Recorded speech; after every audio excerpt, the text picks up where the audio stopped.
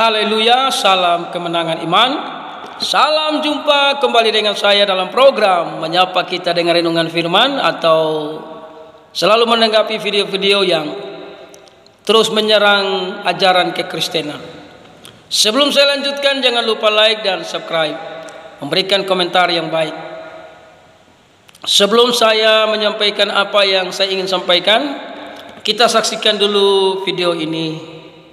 Enggak, saya nanya, ketika Anda bernarasi sebelum Yesus datang mencari manusia, sebelum dia dibunuh oleh manusia, Tuhan sudah menyatakan itu tertulis di mana? Supaya Anda tidak disebut sebagai, di mana tertulis kehendak Allah itu di mana? Bahwa Tuhan menghendaki pembunuhan terhadap Yesus itu tertulis di mana? Kalau tidak ada, berarti benar Al-Quran. Anda adalah teman-teman setan yang menyesatkan manusia. Mana? Yang penting saya ceritakan. Yang penting saya cerita. Itulah saudara yang kekasih, video singkat yang saya ambil, sebenarnya masih berapa menit, namun intinya dia berkata di mana dalilnya bahwa Yesus Kristus itu harus mati, dibunuh. Dan kalau tidak terbukti, maka kita dianggap teman-teman setan untuk menyesatkan manusia. Saudara yang saya kasihi di dalam Yesus, orang-orang yang tidak percaya Yesus sebagai Tuhan dan Juru Selamat adalah kaki tangan iblis. Karena setan itu tahu Yesus itu Juru Selamat. Setan tahu siapa itu Yesus. Makanya dia berusaha menggagalkan karya keselamatan yang dikerjakan oleh Yesus. Jadi dia bertanya, di mana dalilnya? Kalau tidak terbukti, maka kitab sucinya yang benar, kita punya yang salah. Itu menurut pertanyaannya tadi. Namun sebelum saya baca ayat firman, saya perlu menyampaikan,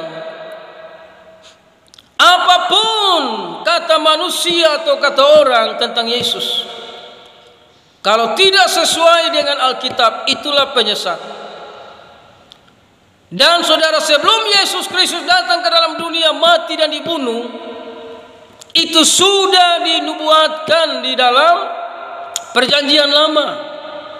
Tuhan sudah menyampaikan itu kepada para nabi. Dan yang paling terlengkap itu dalam Yesaya 53. Nubuat yang paling lengkap tentang Yesus itu ada di Yesaya 53.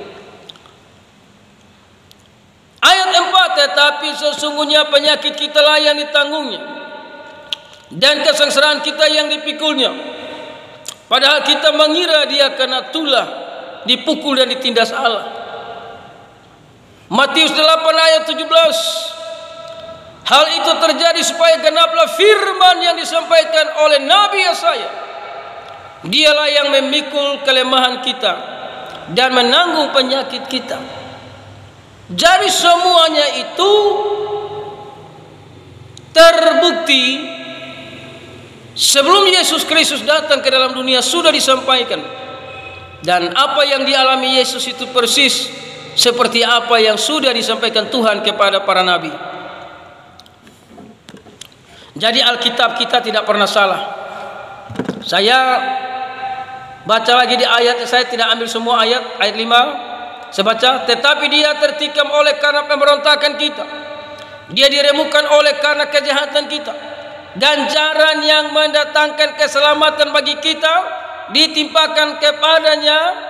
Perhatikan, ganjaran yang mendatangkan keselamatan bagi kita ditimpakan kepadanya. Jadi ini adalah kehendak Tuhan. Yesus Kristus harus mati menebus dosa manusia. Ini kehendak Tuhan. Nah, saya langsung loncat saja ke bawah. Perhatikan ayat yang ke-7. Dia dianiaya, tetapi dia membiarkan dirinya ditindas, dan tidak membuka mulutnya seperti anak domba yang dibawa ke pembantaian. Dia diam. Dia tidak melawan, karena dia tahu setiap penderitaannya adalah untuk manusia yang berdosa. Nah, saya baca lagi di ayat yang ke-9. Orang menempatkan kubur bertumburnya di antara orang-orang fasik. Dan di dalam matinya ia ada di antara penjahat-penjahat, dan itu terbukti. Ada dua penjahat di samping kiri dan kanan. Sekalipun ia tidak berbuat kekerasan dan tipu tidak ada dalam mulutnya, Yesus tidak berdosa. 1 Petrus 2:22, ia tidak berbuat dosa dan tipu tidak ada dalam mulutnya. Yesus Kristus adalah Tuhan dan Juru Selamat yang datang berdiam di dalam tubuh manusia yang sempurna. Jadi Yesus Kristus adalah Juru Selamat yang berdiam dalam tubuh yang sempurna atau datang dalam rupa manusia. Dia layak menjadi penebus dengan jalan menjadi korban anak domba Paskah di atas bukit Golgota. Dia harus mati di sana. Jadi membuktikan bahwa dia itu sungguh-sungguh layak jadi penebus, karena dia adalah manusia yang sempurna. Dia kudus dan benar. Tidak ada yang bisa membuktikan dia berdosa. Nah, saudara yang terkasih, yang dia berkata tadi mana dalilnya, itu adalah kehendak. Ya, ayat yang ke-10. Tetapi Tuhan berkehendak meremukkan dia dengan kesakitan apabila ia menyerahkan dirinya sebagai korban penebus salah. Jadi kematian Yesus adalah kehendak Tuhan, bukan kehendak iblis. Karena saudara yang terkasih, sebelum iblis masuk di dalam Yudas, Yesus sudah omong, saudara.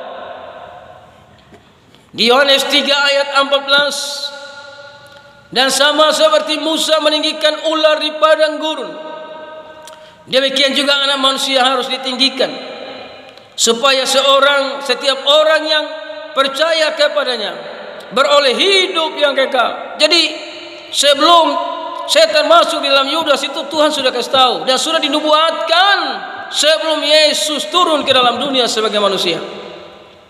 Jadi Alkitab tidak pernah salah, bos.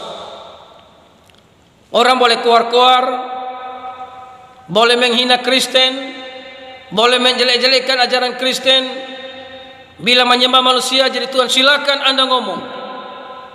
Tapi Alkitab mencatat semua yang terjadi pada Yesus Kristus adalah kehendak Allah. Ayat yang ke-16 dalam Yohanes 3, karena begitu besar kasih Allah akan dunia ini, sehingga ia telah mengaruniakan anaknya yang tunggal. Jadi ini adalah kehendak Allah, kehendak Tuhan. Yesus menjadi korban penebusan, dan memang dia harus mati sesuai juga dengan perkataannya dalam Lukas 9 ayat 22.